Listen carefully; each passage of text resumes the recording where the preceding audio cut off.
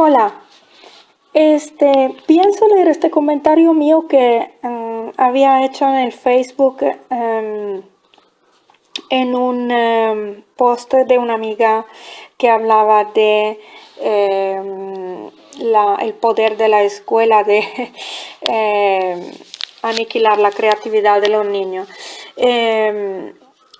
Quiero leerlo porque en mi video anterior estuve leyendo el primer capítulo de Entre Cuaderno y Barrotes, y que es muy bonito, es un libro muy bonito, pero lo que pasa es que ahí se decía: la vida era bella antes del nido. Yo sé que uno de los prejuicios muy fuertes que tiene incluso la gente que hace homeschooling, que es educación en casa, o unschooling, la no escuela, es este. Hay varios que son prejuicios muy fuertes que hacen pensar que la escuela sea buena incluso a gente que de lo normal y en el 90% de las situaciones opina que la escuela haga daño. Entonces, el caso es que algunos, diría mucho, siguen pensando de todos modos que para los niños que tienen una familia disfuncional o un ambiente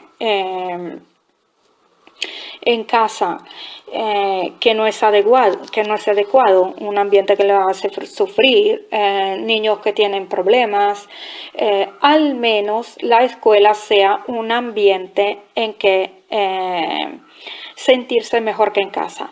Esta idea de que de alguna manera esta institución que nosotros consideramos que sea dañina, que haga daño a los niños y a la sociedad del futuro y a la del presente, sea de alguna manera útil en caso de que algunos alumnos tengan una situación negativa en casa, es una idea que veo que sigue existiendo y en mi opinión es una equivocación, es un prejuicio, es una equivocación. Vamos a ver, otra más es la que puede desmontarse con los argumentos del documental Schooling the World, de otro video que he hecho. Luego a lo mejor pongo los enlaces aquí abajo de los videos que estoy mencionando. Y es el prejuicio de que en el tercer mundo la escuela sería útil. Y esto es totalmente falso. O sea, en el caso de niños que además de no tener escuela tienen un sistema que llamamos subdesarrollado, la escuela no es un aporte positivo, es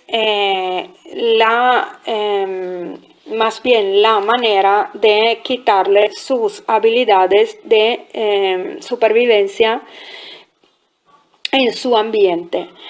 Que se hable de un ambiente natural en que ellos tienen sus ancestrales sistemas de supervivencia que son muy ecológicos, y esto incluso hablando de situaciones, países conflictuales, situaciones difíciles, porque de toda manera, pienso yo, esta es una opinión mía, el primer daño que hace la escuela es darte la sensación de que tú, para sobrevivir, necesites algo adquirido, o sea, algo que no está en tu patrimonio genético ni en tus capacidades como ser humano. Y entonces empieza ahí una desconfianza en ti mismo y en el mundo en sí. Es algo así como el pecado original. A ver, hemos nacido equivocados. o nos ha pasado algo en el infinito pasado que hace de nosotros seres que no pueden sobrevivir sin esto y lo otro. O no pueden aprender de lo que sea, tienen que aprender de un método y sin aquellos estarían perdidos. Es el principio de la desconfianza en la vida. Y esto es el porque yo creo que en situaciones de incluso países con conflicto, etcétera, el hecho de insinuar que puede haber una mejoría si se acepta el sistema escolar es un daño porque está claro que luego cuando se ve que a la escuelita no se puede llegar porque es impracticable la calle o algo así, ahí está el fracaso, ¿no? Pero además, porque es algo así como decir, tu situación no te vale de nada. Lo que tú estás viviendo no es para ti, no te vale de nada. Tu vida verdadera sería otra. Lo que pasa es que se equivocaron contigo. Ahora, bueno, yo no estoy diciendo que las situaciones más terribles del mundo sean de alguna manera justas o algo similar. Yo no soy nadie para decir lo que es justo. Pero el sentimiento de ser un error, vivir en un error, se te apega. En realidad, una persona siempre tiene la posibilidad de ver un aprendizaje en lo que está viviendo. Claro, un aprendizaje que se supone sea la clave para salir de aquello, si se trata de algo extremadamente negativo. Pero sí, siempre un aprendizaje, un valor en sí hay en la vida misma. Y cuando tú empiezas a pensar que sin determinado percurso artificial, no natural, como puede ser la escuela, estarías perdido, bueno, ahí hay la gran equivocación de nuestra época. O sea, nosotros vivimos siempre como si estuviéramos preparándonos para vivir. Ahora no quiero hacer un discurso muy largo porque creo que se haya entendido lo que quiero decir. Puede una persona que me escucha estar de acuerdo o no, pero creo que se haya entendido, que se pueda entender, que no lo sabría explicar mejor, al menos. Entonces, en cuanto a los... al prejuicio sobre que la escuela sea buena, por ejemplo, en situaciones de países con conflictos o situaciones similares, yo pienso que se pueda, que la respuesta la pueda dar, por ejemplo, la puedan dar los textos, por ejemplo, de Silvano Agosti, porque él habla de que la guerra les salvó de ir a la escuela.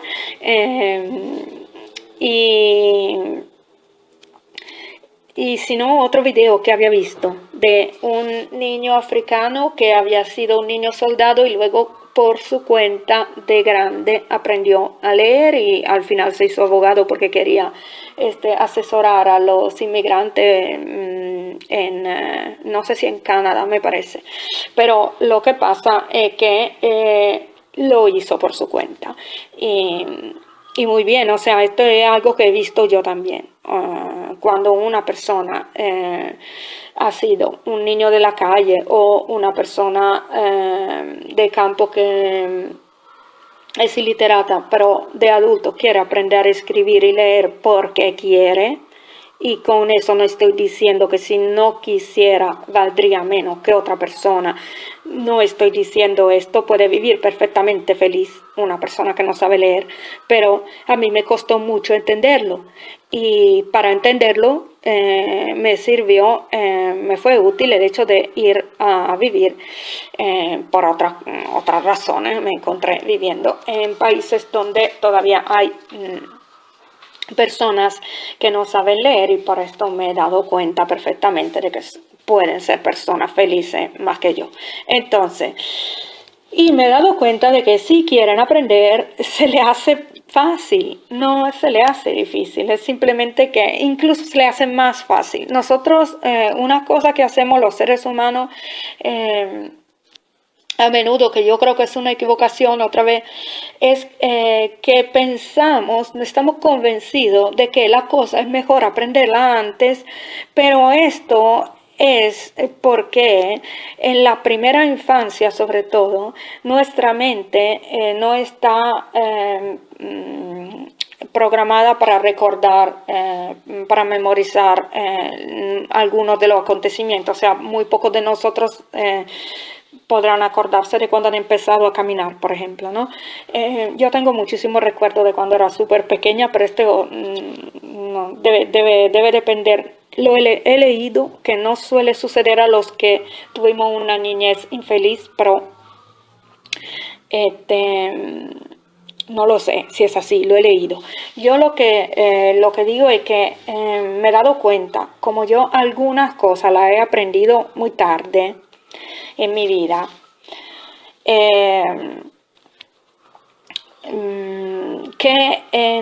que no es así, es simplemente que nosotros olvidamos el esfuerzo que nos costó de niños y lo olvidamos y entonces nos parece que el esfuerzo que nos cuesta de adultos sea mayor. En realidad no, incluso es menor, porque el adulto tiene la voluntad, o sea, está escogiendo aprender tal cosa, ¿no?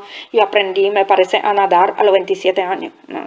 Pero me acuerdo que mientras cuando era pequeña sufría un montón porque me tiraban al agua, me parecía de ahogar y así, ¿no? De grande no, yo esperé, me inscribí en una piscina cuando vi que no había nadie, en el horario que no había nadie, muy temprano en la mañana empecé a ir y decidí que iba a tomar confianza con el agua y aprender, y así fue, y me acuerdo de algo muy tranquilo y feliz, ¿no? Mientras que lo de niña fue solamente traumático porque la gente estaba convencida de que yo antes de los 10 años tuviese que nadar, como que fuese una regla escrita en alguna parte, ¿no? Bueno, entonces, ¿qué sucede ahora?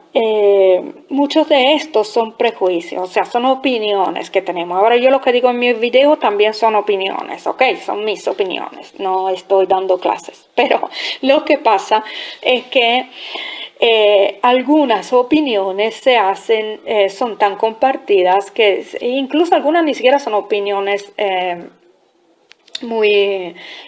que vienen de una reflexión, son así pensamientos superficiales que pero como son muy compartidos parecen ser verdades, ¿no? En muchas de las cosas que consideramos ser verdades no lo son, son cosas que hemos dado por sentado.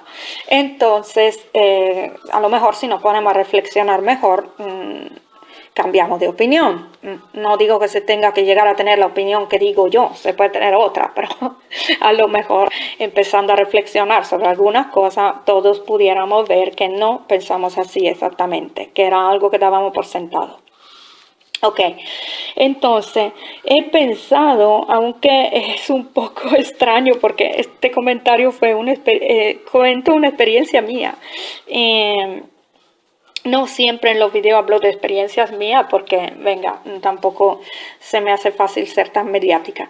Pero lo que pasa es que viene a cuento, porque en mi caso yo vine de una familia disfuncional, además de niña tenía bastante problemas de salud, alergias y por decir que no me he sentido bien para nada en mi niñez. No digo que no hubieron para nada acontecimiento positivo porque es imposible, pero en realidad no me sentía bien ni en casa, ni de vacaciones y ni en la escuela, por lo que se puede ver ahí qué sucede cuando el niño que viene que el niño que en casa no está bien entra en otro ambiente disfuncional o no natural, antinatural por completo, que es la escuela, ¿por qué yo digo que no hay que dar por sentado que esto le haga bien? porque el hecho de que, digamos, lo que criticamos la escuela decimos que es una cárcel. Bien, para el niño que está viviendo en una familia disfuncional, también su casa es otra cárcel o un manicomio. Entonces, pasar de un manicomio a una cárcel no es mejor. Enfrentar un solo problema no es peor que enfrentar dos problemas. Entonces, por esto yo pienso que viene bien que yo lea este comentario un poco como continuación del video anterior en que había leído Entre cuadernos y barrotes, que es un libro que habla de lo disfuncional, lo antinatural, lo absurdo que es la escuela y el daño que hace a la creatividad de los niños y en sí a la confianza en la vida de los niños. Pero, como digo, ahí se empieza de una base positiva. Un niño feliz que pero luego se encuentra en un ambiente donde está encerrado, etc. No, yo no venía de eso. Para esto, bien, voy a intentar leerlo ahora. Lo que pasa es que aquí lo había escrito en italiano y no es fácil. En mi opinión, no tendría que ser el mismo autor el que se traduzca. Porque cuando una cosa te sale en un idioma es aquello. Pero voy a intentarlo y como sale, creo que se va a entender lo que quiero decir, aunque no sea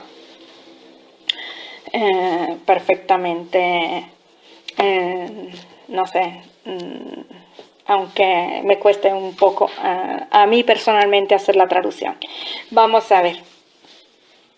Digo, yo a la escuela prácticamente vegetaba. Simplemente comprendía la completa absurdidad de la situación de estar recluido en dicha cárcel,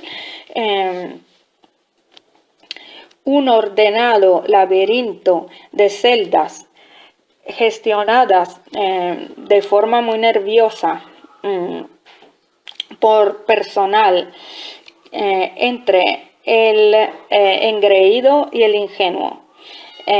Aquí hago el ejemplo de la profesora literalmente desquiciada, nerviosa, está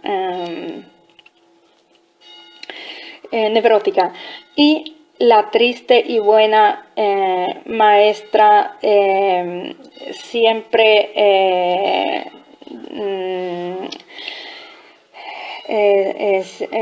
que sufre de soportación congénita, digo yo, o sea, esa que se ven buena, pero como decir, estoy soportando el tener que estar aquí cuidando de estos niños porque no se puede hacer de otra forma, tienen que estar aquí porque así es justo, ¿no?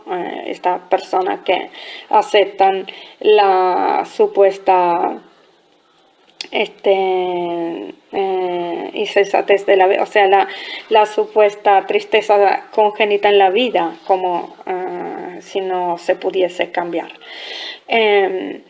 Entonces, entre estas dos figuras y la oficina impenetrable de la dirección, y así seguido. Se salvaba solamente la figura del este señor que limpia, el de la limpieza.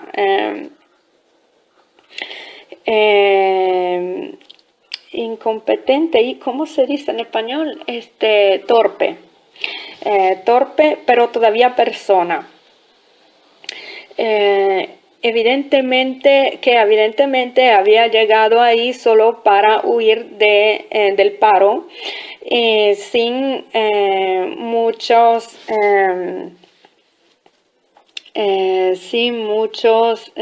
sentimientos de misionero. Yo vegetaba, esperaba solo de poder salir. Esto me valió el ser puesta en el grupito de los recluidos que echar afuera, que no podían quedarse. Otros dos eran conmigo, éramos tres, los que nos vimos rechazados por esta Esta era una escuela del Estado. Los otros dos eran un joven retrasado mental que repetía infinitamente el segundo curso, o sea, bueno, el de los 7, 8 años. Era un chico que se había quedado mentalmente a la edad de 8, teniendo 12, 13. Y aquí está. Y el otro que era un pequeño violento irrefrenable que casi mata a una compañerita que salió sin herirse por un soplo. O sea, él estaba tirando en la cabeza una silla de hierro y nosotros llegamos a 1 centímetro, estaba de su cabeza. Este niño era un niño que era agresivo constantemente. El otro era un niño que mentalmente era retrasado, y la otra era la niña demasiado silenciosa, que era yo. Una cosa que a mí me ha impactado fue que le daba igual al sistema que tú fuese demasiado agresivo o demasiado callado. No, igual no iba bien. O sea, la idea era que, claro, ninguno de nosotros dos estaba siguiendo el programa, pero ellos sabían que yo entendía. Porque de vez en cuando, por ejemplo, una lección iba demasiado, se trancaba porque hacían una pregunta que nadie sabía contestar, algo así, no importa que si de matemática o de ciencia, cualquier cosa, y se quedaba así como en el aula un sentimiento de malestar porque general, un malestar general porque nadie sabía la respuesta. Recuerdo que una vez por fin hablé y dije la respuesta para que se acabara aquello, ¿no? Y entonces todos se voltearon, un poco como decir, existe y sabe, pero yo lo que quería era que era muy altruista. Quería que dejaran de sentirse todo mal, pero volví a callarme luego, volví a no participar. Hacía la estatua, digamos. Era el indio de esta película de Jack Nicholson en el manicomio, la famosa película. O sea, yo no me enfadaba, yo esperaba, estaba como congelada esperando el momento de irme, en serio, porque esto pasaba en mi casa, que como había una pelea continua entre mis padres antes de que pudieran divorciar, y también una gran sensación de malestar porque no se tenía que mostrar esta situación exteriormente y teníamos que proteger la pantalla según mi madre, porque mi familia no era de clase muy baja, entonces nada, era muy importante esto de la imagen. Entonces resulta que, o sea, mi madre era comerciante y su vida era así, era lo que le convenía, salvar la imagen, porque ella quería salvar la situación económica suya. Porque no era de esa persona que comparten mucho y todavía no lo es. O sea, son personas que son, en una palabra, materialistas, pero con esto estoy hablando de las personas que me han dado la vida, así que no me han dado la vida. No me gusta esa manera de hablar, ni siquiera en mi caso con mis hijos, ¿no? Son las personas que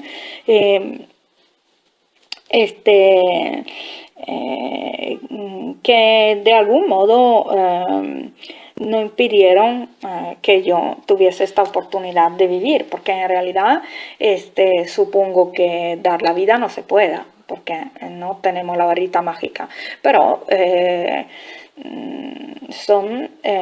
yo digo que yo soy el medio de transporte que mis hijos cogieron para llegar a esta dimensión desde la otra, ¿no? Y lo mismo tengo que haber hecho yo con mis padres. Pero resulta que, bien, esa era mi casa. Con respecto hablando, de todas maneras estoy hablando de lo que era. Yo vivía una situación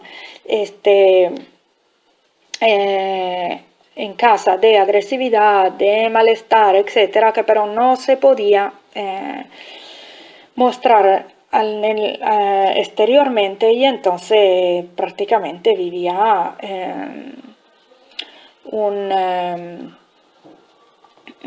esta situación en soledad, ¿no? Entonces, ¿qué pasa? Que yo veía que mi hermana mayor, por los pocos años que pudimos vivir juntas, porque luego nos tuvimos que separar, o sea, los adultos nos separaron, yo veía que ella tenía un carácter fuerte y solía huir de la casa y después la buscaban y tenía que volver. Y esto a mí, yo recuerdo que siempre pensaba, no, esto a mí no me va a pasar. Yo esta cosa así escénica, no. Yo voy a esperar, miraba la puerta, me sentaba en un rincón y decía, vendrá el momento en que yo seré bastante alta como para irme y será definitivo. Y simplemente hacía esto. No sé por qué le caía, o sea, sí, entiendo por qué le caía mal a los... al personal de la escuela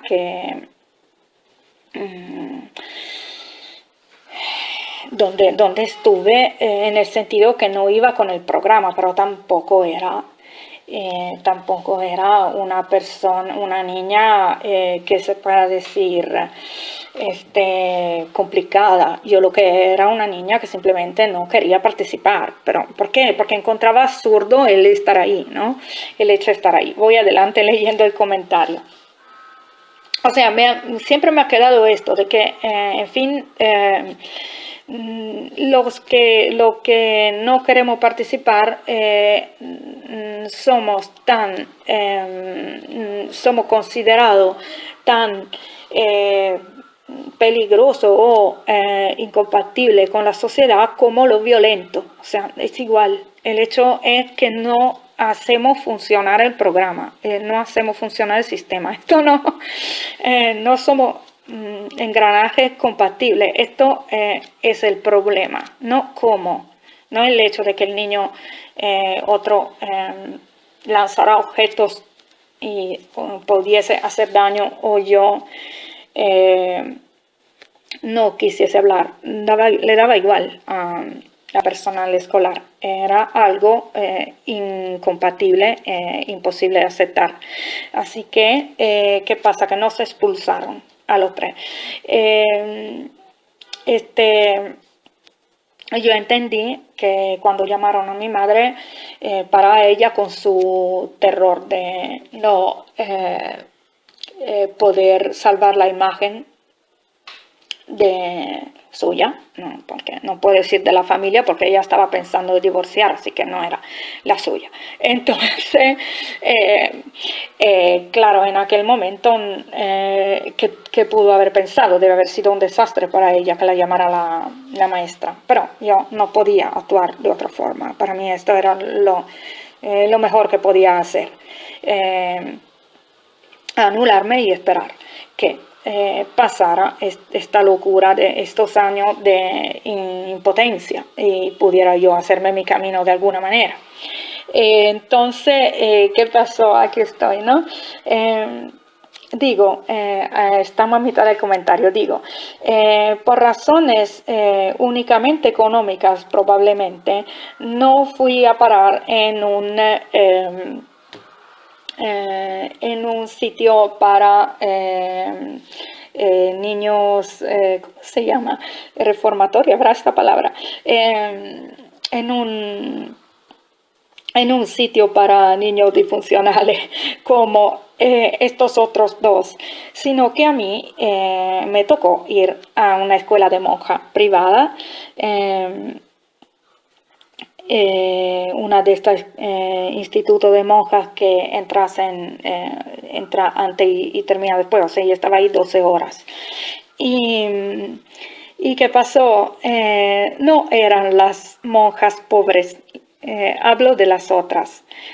Las de los ramos de rosas obligatorios que regalar a las jefas, la de la posición más alta en la jerarquía del colegio, a cada vez que era su santo, a expensa de nuestros padres. Las que tenían la mujer de limpieza y el jardinero para asegurarle su tiempo para rezar. Y ahí, en el Instituto Azul Azul, donde el azul del vestido de la Virgen era igual al azul de las paredes y donde cada cosa te hacía pensar de tener que desaparecer en el azul, como quien entra en un hospital psiquiátrico y ve las pastillas y ve inmediatamente la pastilla en la mesita de noche que harán que se calle. Empecé otra vez a esperar. Excepción del día, exceptuando el día en que tuve un momento bueno, no sé decir sedimento, el día en que fallé en esta actitud mía de hacer la estatua. ¿Por qué? Porque mi actitud era, de todas maneras, la de hacer lo mínimo indispensable, ya que había visto que si no me cambiaban de sitio y siempre era en algo un poquito más restrictivo, que yo lo que trataba era hacer que se decían tenéis que dibujar, hacerlo, pero lo mínimo para que se callaran, hacían lo que ellos querían, pero mínimo, intentaba ir hacia la nada, o sea, es quedarme lo más posible haciendo nada. ¿Y qué pasa? Que un día me despisté y sin pensar escribí un dictado con las L como velas oblicuas que iban al viento, muy bonitas, eran muy lindas y altas, alegres y perfectas, y parecía que me la estuviese sugiriendo estéticamente alguna entidad de otra dimensión en un momento de conexión que no supe interrumpir. Pero pasaba entre nuestra sillita y bancos una monja azul que lanzó palabras de indignación, palabras muy feas sobre mi hoja, la hoja que yo estaba utilizando, añadiendo la orden de dejar de hacer esto. Y no sé cuántos años he pasado, no sé después de cuántos años empecé a permitirme otra vez volver a mi creatividad. Esto era el comentario que puse. Esto es lo que le pasa al niño de familia no perfecta, bonita y funcional, como se dice, al niño ya difícil cuando se le da entre comillas, apoyo que sería la escuela. En vez de tener que resolver su problema en la casa, que es su problema principal, tiene dos problemas. En vez de estar en una cárcel, está en dos. Esta es mi opinión sobre que entre comillas, apoyo estamos dando a estos niños, porque no son tontos, saben que aquello es antinatural, saben que estar ahí encerrado. Y además había otra cosa, lo voy a terminar así el video porque es un recuerdo que tengo y bueno, es un recuerdo que tengo que tiene que ver con aquello. Cuando yo entré en esta escuela, en ese instituto, también allí había estado un chico que era muy rebelde y él también era de una familia que estaba bastante bien económicamente y entonces no podía, o sea, había bastantes secretos en su familia. Recuerdo que nosotros, como veíamos su rebeldía continuamente, era un niño muy simpático, muy alegre, pero al mismo tiempo era muy rebelde, hacía todo lo que no se tenía que hacer y esto. Bueno, este chico, nosotros el problema suyo pensábamos, nosotros los otros niños viendo, que fuese que su padre, que era muy agresivo, no se le parecía para nada. Entonces nosotros pensábamos, no es su padre y habrá este secreto en su casa, ¿no? Y ¿qué pasa? Él vivió pocos años y siempre así con esa rebeldía, y cuando yo estaba sentada en el aula en el instituto de monjas, a veces se escuchaba en todo alrededor del edificio un ruido muy fuerte, y era él en motocicleta que daba vuelta alrededor como para decirnos que sabía que... Ay, Dios. Que sabía que estábamos allí encerrados porque él estuvo ahí antes, o sea, cuando salió, cuando ya tuvo sus 18 años, después creo que a los 20 tuvo un accidente con esa motocicleta y murió. Entonces, este era mi experiencia, esta era mi experiencia escolar. No llegué a estudiar más. Estudiar no se puede decir porque yo vegetaba ahí y voluntariamente era mi manera de protestar y de sobrevivir, era mi instinto de supervivencia. No quería adaptarme a un medio que reconocía como antinatural y mi manera, como yo soy una persona muy pacífica, todavía lo soy, mi manera era esta, extrañarme, pero de esta forma. Y luego, quise ver, simplemente para ver si porque antes estudiaba hasta 13 años, hasta los 13, y no eran hasta los 16, y entonces quise ver si la escuela después de esta obligatoria era un sitio mejor, e hice un año de lo que en España sería bachiller, pero en Italia era diferente, era y es ya algo en que tú tienes una dirección. Por ejemplo, dice que si arte o literatura o que economía, no sé, ¿no? Y yo había escogido turismo solamente para darme cuenta del horror que esto era, o sea que era esta industria horrorosa y comercial que conocemos. No la había entendido, creí que se estudiaba mucho geografía y yo estoy encantada viendo los mapas, no sé por qué, tengo esa pasión de ver mapas. Y ¿qué pasa? Que como llegué ahí me di cuenta que no, esto era puramente comercial y de lo peor que hubiera podido haber. Empecé a salir de ahí y empecé una lucha con toda mi vida por los siguientes, creo que 15 años, en contra de este tipo de industria que luego me permitió conocer un pequeño grupito también de personas que se rebelaban a esto, que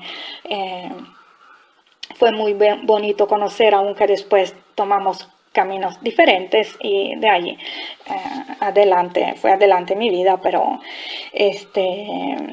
esto fue la anteúltima desilusión. La última fue sobre la universidad, porque de todas maneras, aún así yo creía que al menos las universidades eran algo bueno. Y resulta que esto me costó más años entenderlo. Fue cuando, en el momento en que vino la crisis y esto ya yo era adulta y con hijos, o sea, cuando pasó esto, hace digamos que unos 8 años, estaba necesitando alquilar un cuarto en mi casa y en aquel momento me encontraba en Cádiz, donde hay muchas universidades, etcétera, en España, y empecé a alquilar un cuarto en mi casa a estudiantes y además iba a hacer limpieza en casas de otra gente que hacía esto, que daba alojamiento a estudiantes, y ahí sí me di cuenta de que falta de valores tenían estos chicos y chicas, que vida vacías tenían, qué propósito tan materialista y muy egoísta y sin profundidad tenían, y ahí sí dije, no, me he perdido nada al no entrar ahí, aunque esto me costó entenderlo, y entonces hubieron unos años en que pensé que yo hubiera tenido que al menos intentar que sé los cursos universitarios en que entran los adultos. Ahora no sé bien cómo funciona perfectamente, no lo sé porque en fin, no entré. Y hasta el final, cuando me di cuenta que por todo lo que a mí me gustaba, que eran caminos que no tenían no existían en ningún tipo de asignatura, etcétera, por todo lo que me gustaba, y hablando con gente que había estudiado y que después se había metido en la búsqueda de sí mismo y había encontrado a lo mejor lo que había entendido al final que lo que quería hacer no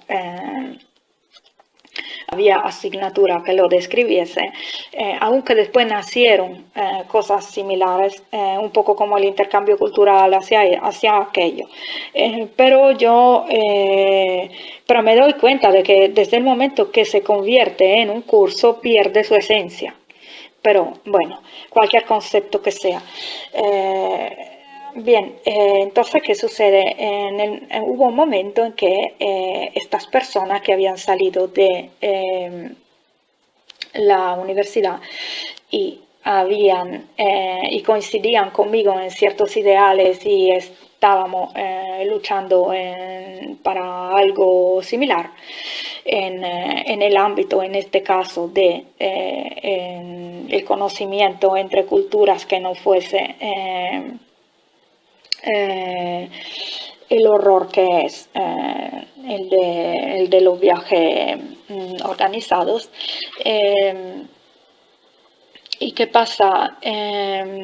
Estas personas llegaron a decirme, fue un bien que tú no tuviste que pasar muchos años en la escuela porque tienes más capacidad instintiva de llegar a ciertas conclusiones, mientras que nosotros tenemos que desescolarizar nuestra mente por más tiempo, ¿no? Entonces, en aquel momento entendí también que era un bien, pero ya ahí tenía, qué sé yo, sobre los 30, o sea, no lo entendí a los 17, no fue así. Siempre había algo como que hay una cosa que es importante. Es difícil ser realmente crítico sobre algo que creció con nosotros y que era el único sistema que existía cuando nosotros éramos niños. Porque es un poco como contestar tu propia vida, porque es donde te has criado. Entonces es difícil llegar a esto, ¿no? Por eso no es tanto, no sé, por esto no es solamente de alguna manera una rebeldía contra algo externo, sino que es un poco un encontrarte a ti mismo afuera de estos esquemas con los que te has criado. Es más complicado, o sea, es más profundo, ¿no? No quiero decir complicado para ser negativa, porque sí, claro que hay salida y claro que vale la pena vivir siempre, cualquier cosa, cualquier experiencia vale la pena y sí. Me encanta la vida, me encanta estar aquí contándolo, aunque sea porque pienso poner una semilla en pos de lo que creo que se tendría que encontrar como información, o sea, la amplitud de información que se tendría que encontrar cuando uno navega por internet, porque a veces veo que de todo el tiempo, en todo el tiempo en que yo me he encontrado conversando con las otras familias que han desescolarizado a los niños, etcétera, ese ambiente nuevo en que me estoy encontrando. Sí, este ambiente no es todo igual, ¿no? Hay mucha gente que simplemente no quería ese tipo de educación, quería otro para sus hijos y no es gente, a lo mejor no son personas que no quieren ningún tipo de educación porque piensan que es importante que el niño sepa que él tiene las habilidades en sí y tenga la oportunidad de descubrirse a sí mismo. Pero aunque no todos pensemos así, sí hay bastante unidad en estar en contra de que haya un sistema y uno solo que imponer, ¿no?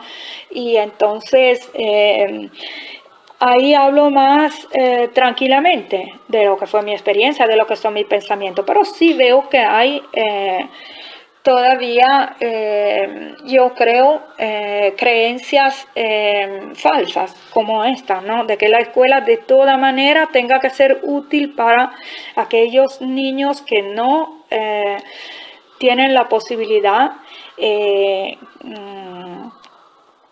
tener